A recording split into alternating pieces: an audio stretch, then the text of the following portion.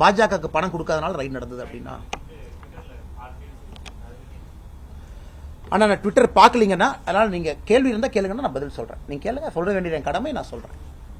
சகோதரிகிட்ட போயிட்டு உங்கள்கிட்ட வர்றேன், நீங்க கேள்வி கேளுங்க. சொல்லுங்க.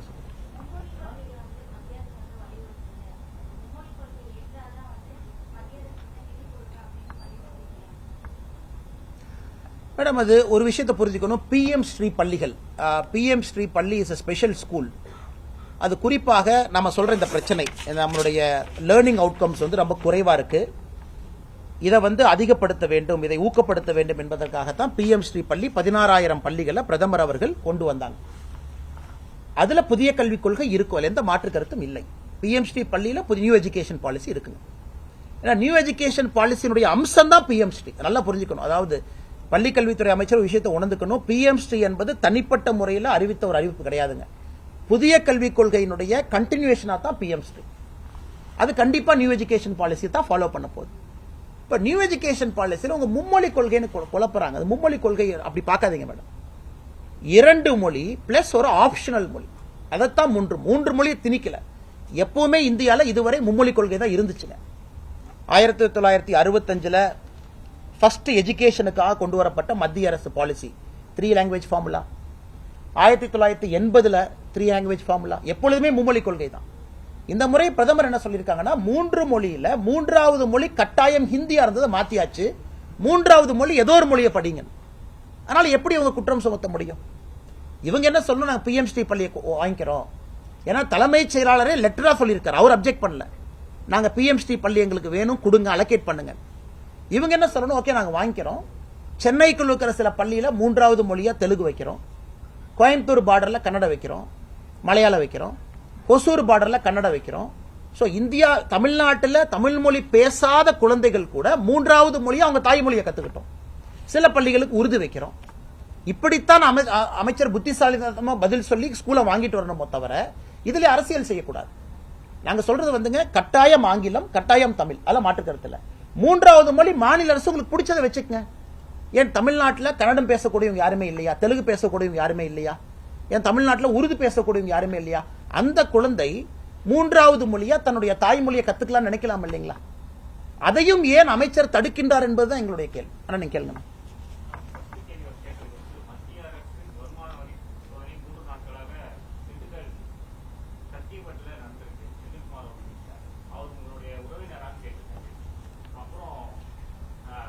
ஆர்எஸ்எஸ் சுருக்கமா ஒரே கேள்வி கேட்டிருக்கேன், பதில் சொல்லிக்கலாம். லைவ் போயிட்டு இருக்கு உங்களுக்கு.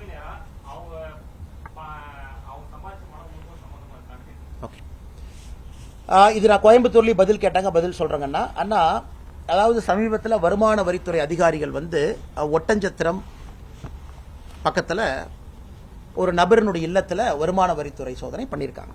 நான் கோயம்புத்தூர்ல பதில் சொன்னேன், ஆம் என்னுடைய உறவினர் தான், தூரத்து வகையில் ஒரு விதத்தில் உறவினர். ஏன்னா எங்களுடைய குடும்பத்திலிருந்து, எங்களுடைய சொந்தக்காரங்களுக்கு அவங்க குடும்பத்திலிருந்து நாங்கள் பொண்ணு எடுத்திருக்கோம். இது கொங்கு உதாரணத்துக்கு நானும் செந்தில் பாலாஜியும் உறவினர் தான். நானும் செந்தில் பாலாஜியும் பங்காளி. நானும் செந்தில் பாலாஜி அண்ணனும் ஒரே கோயிலுக்கு போறவங்க, உறவினர் தான். நானும் ஜோதிமணி அக்கா, நிறைய பேர் நானும் ஜோதிமணி அக்கா உறவினரா? நானும் ஜோதிமணி அக்கா உறவினர். எனக்கு அக்கா வந்து 20 வருஷமா தெரியும். அவங்க வீட்டுக்கு போயிருக்கேன், சாப்பிட்டுருக்கேன். அரசியல் வருவதற்கு முன்பு அவங்க அம்மா கையில சாப்பிட்டுருக்கேன். ஏன்னா நானும் ஜோதிமணி அக்காவும் ஒரே கோயிலுக்கு போறவங்க, பங்காளி தான். இந்த மாதிரி நான் சொல்லிட்டே போவாங்கண்ணா. நானும் சக்கரபாணி அண்ணன் உறவினரா? ஆமாம், உறவினர் தான். திமுக கொங்கு பகுதியில் இருக்கக்கூடிய எல்லோருமே 20 விதத்தில் எனக்கு உறவினர் தான். நீங்க அந்த ஆங்கிள் போனீங்கன்னா எல்லோரும் எனக்கு உறவினர்கள் தான். ஏன் நானும் செந்தில் பாலாஜி அவர்களும் எதிரும் புதிருமா இன்னைக்கு அரசியல் பேசிட்டு இருக்கோம். ஒரே கோயிலுக்கு போற ஆட்கள், பங்காளிகள். நானும் கரூருடைய அதிமுக அமைச்சர் விஜயபாஸ்கர் உறவினர்களா? ஆமாம் உறவினர்கள், ஆமாம் பங்காளி. ஒரே கோயிலுக்கு போறோம். செவ்வாய்க்கிழமை கோயிலுக்கு போறோம்னா எதிரும் புதிரும் முட்டிக்குவோம். நான் வர்றப்ப அவங்க வர மாட்டாங்க, அவங்க வர்றப்ப நான் போக மாட்டாங்க. அந்த கோயிலே அட்ஜஸ்ட் பண்ணி வேற வேற டைமுக்கு வர சொல்லுவாங்க. இதை ஒரு லாஜிக் எடுத்து நம்ம அரசியல்ல பேச ஆரம்பிச்சாங்கன்னா எல்லாமே உறவினர்கள் தான், சொந்தங்கள். எல்லாருமே அரசியல் வந்ததுக்கு அப்புறம் எல்லாரும் சொந்தங்கள். இதுல எண்டே இல்ல. என்னுடைய குடும்பமா, என்னுடைய ரத்த சொந்தமா, என்னுடைய சகோதரியா, சகோதரனா நீங்க கேட்கிற கேள்வி ஒரு நியாயம் இருக்கு. கோயம்புத்தூர்ல போன ஆண்டு இன்கம் டாக்ஸ் அதிகாரிகள் பண்ண ரைட்ல பாதி பேர் உறவினர்கள் தான். எனக்கு பாதி பேர் உறவினர்கள் தான். அந்த லாஜிக் எங்க போகும்னா, நான் இன்ஃப்ளூயன்ஸ் பண்றேன்னு ஒரு கேள்வி கேட்டீங்கன்னா ரெண்டாவது கேள்வி. இல்லைங்கன்னா ஒரு ரைடு பண்ணிட்டாங்க, நீங்க ஏதாச்சும் இன்கம் டாக்ஸ் போன் பண்ணீங்களா? யாருக்கு இது வரைக்கும் லைஃப்ல இன்கம் டாக்ஸ் நான் போன் பண்ணதில்லை. இல்ல அவங்களுக்கு அந்த எவேஷன் பண்ணிருக்காங்க கேட்டீங்களா? சத்தியமா நான் பண்ணல. அது இன்கம் டேக்ஸ் அதிகாரியை செக் பண்ணீங்க, போன் ரெக்கார்ட் செக் பண்ணீங்க. அந்த மாதிரி ஒரு கேள்வி யார் வைத்தாலும் நான் இருக்கு. எனக்கு தூரத்துறவினரோ சொந்தக்காரங்களோ கொங்கு பகுதியில் ஒரு ரைட் நடக்குதுன்னா நான் எப்படி அதற்கு பொறுப்பேற்க முடியுங்கண்ணா? மேபி அதை இப்படி பாருங்களேன், மாநில தலைவரும் நேர்மையா இருக்காருன்னு பாருங்களேன். நான் கூப்பிட்டு இல்லைங்க எனக்கு வந்து உறவினர், அதனால தயவு செஞ்சு அவங்க வீட்டுக்கு போகாதீங்க, அவங்க சொந்தக்காரங்க இவங்க வீட்டுக்கு போகாதீங்க, இல்ல இன்கம் டாக்ஸ் இங்க ரைட் அடிச்சீங்கன்னா அரசியல் 20 சீட் கொடுப்பாங்க. ஆனா அரசியலுக்கு வந்த பிறகு நான் அது செந்தில் பாலாஜி அவர்களாக இருந்தாலும் சரி, ஜோதிமணி அக்கா அவர்களாகவும் சரி, சித்தாந்த ரீதியில் கொள்கை அடிப்படையில் நாங்கள் எடுத்துக்கிறோம். ஏன் நான் அரசியல் வருவதற்கு முன்பு நானும் செந்தில் பாலாஜி அவர்களும் ஒன்றாக அமர்ந்து உணவு சாப்பிடலையா? செந்தில் பாலாஜினா என் வீட்டுக்கு வந்து சாப்பிட்டு போயிருக்காரு. அரசியல் வருவதற்கு முன்பு எங்க அம்மா கையில சாப்பிட்டு போயிருக்காரு. உண்மையை நான் சொல்றேன். ஏன்? சொந்தக்காரங்க, ஒரே கோயிலுக்கு போறவங்க. ஆனா அதற்காக நான் தெய்வ தட்சணை பாக்குறேன்னா, இல்ல அதற்காக செந்தில் பாலாஜி எம்எல்ஏ வைக்கக்கூடிய குற்றச்சாட்டுல அவரு தெய்வ தட்சணை பாக்குறாரா? மக்கள் மன்றத்தில் வைக்கிறோம், தவறுகளை வைக்கிறோம். அதனால இந்த மாதிரி நம்ம எக்ஸ்டெண்ட் பண்ணியே ஒன்னொன்னே கனெக்ட் பண்ண ஆரம்பிச்சாங்கன்னா அது ரொம்ப தவறா போயிடும். நான் யாராச்சும் இன்ஃப்ளூயன்ஸ் பண்றான்னு கேள்வி கேளுங்க, நான் பதில் சொல்றேன். அல்லது என்னுடைய ரத்த சொந்தம் நான் சம்பந்தப்பட்டிருக்கக்கூடிய விஷயத்துல இருக்கா, நான் பதில் சொல்றேன். தேங்க்யூ. நான் கேட்ட கேள்வி நல்லது, பதில் சொல்லணும்னு நினைச்சா நீங்க கேட்டீங்க.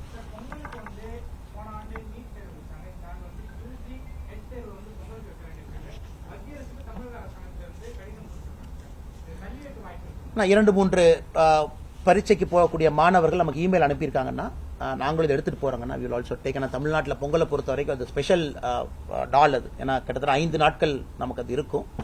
அதனால கொஞ்சம் நான் இருக்குங்கண்ணா, நம்ம புறக்கணிக்க முடியாது. எங்களுக்கும் இமெயில் போட்டிருக்காங்க நம்முடைய அலுவலகத்திற்கு. அதை முடிஞ்ச வரைக்கும் எடுத்துட்டு போனா ஆல் இந்தியா எக்ஸாம் இது, அதையும் நம்ம புரிஞ்சுக்கணுங்கண்ணா. ஏன்னா வேற இடத்துல மகர சங்கராந்தி எல்லாமே நடக்குது. எங்களால் என்ன முடியுமோ நாங்கள் செய்கின்றோம்.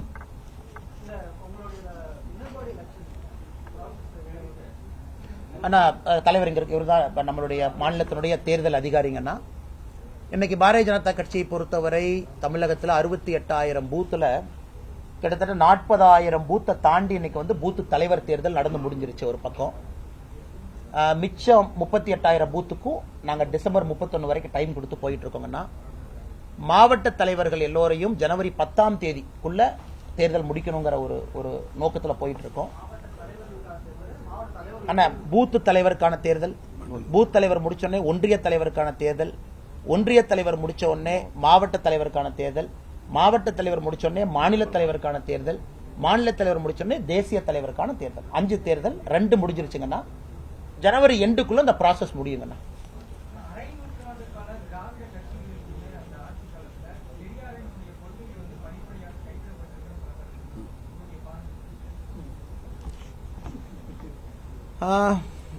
சரி, கொஞ்சம் அண்ணன் வந்து அவுட் ஆஃப் பாக்ஸ் ஒரு கூகுளி போட்டிருக்காங்க. அண்ணா நிறைய இடத்துல கேட்க மாட்டாங்கன்னா நான் பிஜேபி, நாங்கெல்லாம் பிஜேபி அப்படிங்கனால ஒரு விதமான முத்திரை எங்க மேல குத்தப்பட்டிருக்கிறது. பெரியார் அவர்களை பொறுத்தவரை பல விஷயங்கள், நான் பிஜேபியில சேர்ந்த உடனே பெரியார் அவர்களுடைய நாளுக்கு எப்பவுமே நான் ட்வீட் போடுவேன். முதல்ல பாத்தீங்கன்னா ட்வீட் போடுவேன். உடனே அது வந்து ஒரு பெரிய கான்ட்ரவர்சி, எப்படி நீங்க பெரியாருக்கு வந்து நீங்க பாராட்டலாம், நீங்க ட்வீட் எல்லாம் போடலாம்னு பல இடத்துல கேட்டாங்க. நான் பல இடத்துல சொல்றதுதான், கடவுள் மறுப்பு கொள்கை அவருடைய கொள்கையில வந்து முற்றிலுமாக நாங்கள் எதிர்க்கின்றோம். பாரதிய ஜனதா கட்சி அதுல யாருக்கு எந்த பிரச்சனையும் இல்லை. இன்னைக்கு எங்க தொண்டர்களே ஒரு 100 பேர்த்த கூப்பிட்டு ஒரு இடத்துல உட்கார வச்சீங்கன்னா, பெரியார் தந்தை பெரியார் அவர்களை பத்தி ஒரு 10 விஷயம் சொல்லுங்க அப்படின்னா 6, 7, 8 நல்ல விஷயம் சொல்லுவாங்க.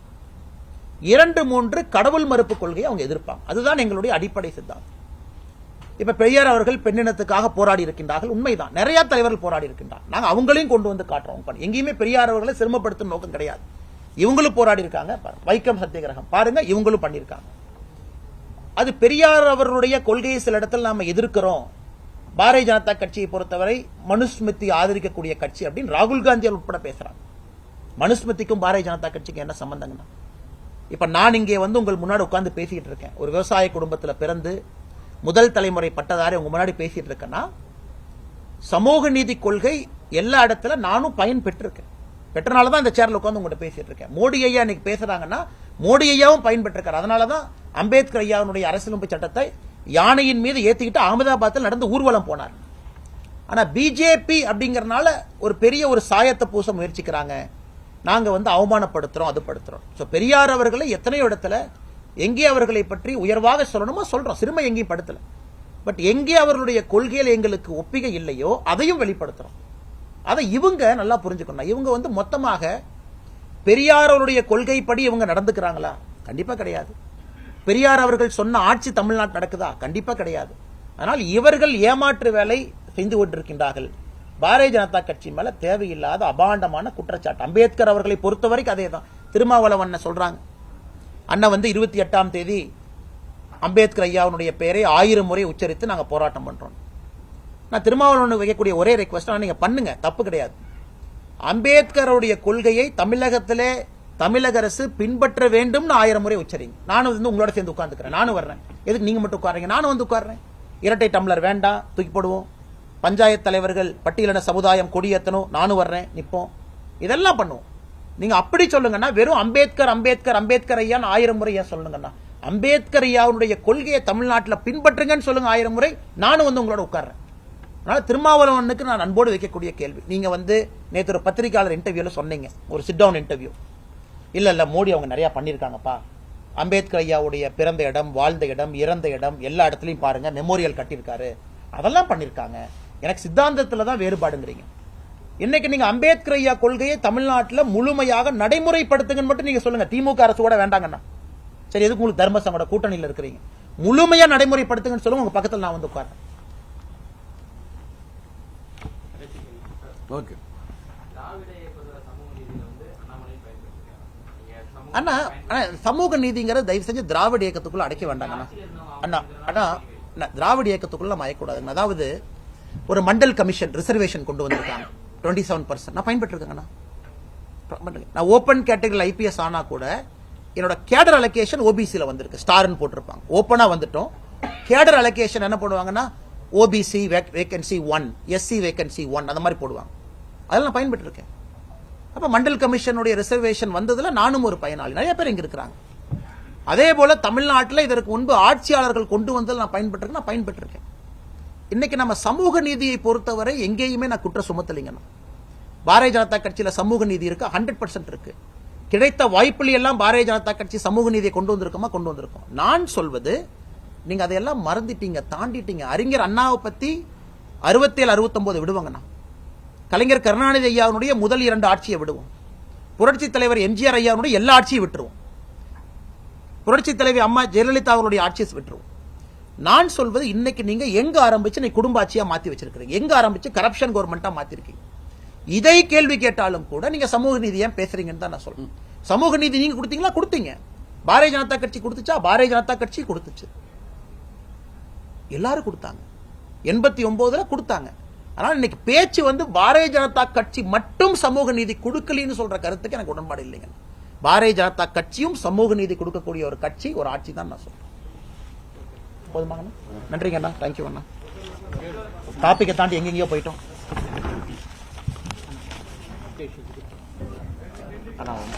அண்ணா அண்ணா அண்ணா சாரிங்க அண்ணா, கடைசிங்க அண்ணா. அண்ணா, நம்முடைய கிறிஸ்துமஸ் பண்டிகை எல்லா நம்முடைய சகோதரர்களுக்கும் மறுபடியும் ஒரு முறை வாழ்த்துக்களை தெரிவித்துக் கொண்டு, நாளைக்கு காலையிலங்கன்னா நானும் வந்து நம்முடைய பாதிரிகள் இன்வைட் பண்ணியிருக்கிறாங்க. சென்னையில் சர்ச்சில் காலையில் ஸ்பெஷல் மாஸில் நானும் பங்கேற்கிறேங்கன்னா காலையில் 8:30 மணிக்கு. எனக்கு மிட் நைட் மாஸ் போக வேண்டும் என்கின்ற ஆசை. பட் மிட் நைட் மாஸ் வந்தீங்கன்னா இடையூறு உங்களால் ஏற்படும் என்று சொன்னனால காலையில் 8:30 மணி மாஸுக்கு போகிறேன். சர்ச்சுக்கு போகிறேங்கன்னா முழு மாஸில் பங்கேற்க போகிறேன். அதை செய்ய வேண்டும் என்று நீண்ட நாட்களாக ஒரு ஆசை. பிரைவேட்டா பண்றேன், இந்த முறை பப்ளிக்ல அது பண்ணணும் அப்படிங்கிற ஒரு ஆசை. அதற்கு பாதிரிகள் அவர்களும் அனுமதி கொடுத்து நீங்களும் வந்து எங்களோட கொண்டாட்டத்தில் பங்கேற்க வேண்டும் என்று சொல்லியிருக்கின்றார்கள். நாளை பத்திரிகை நண்பர்களை சந்திக்கிறோம். அது முடிச்சு நம்முடைய வாஜ்பாய் அவனுடைய 100வது பிறந்த நாள் விழா, அந்த நிகழ்வு அடையாறு நடக்க இருக்கு. அதற்கும் பத்திரிகை நண்பர்கள் வந்து கலந்து சிறப்பிக்க வேண்டும். நன்றிங்க.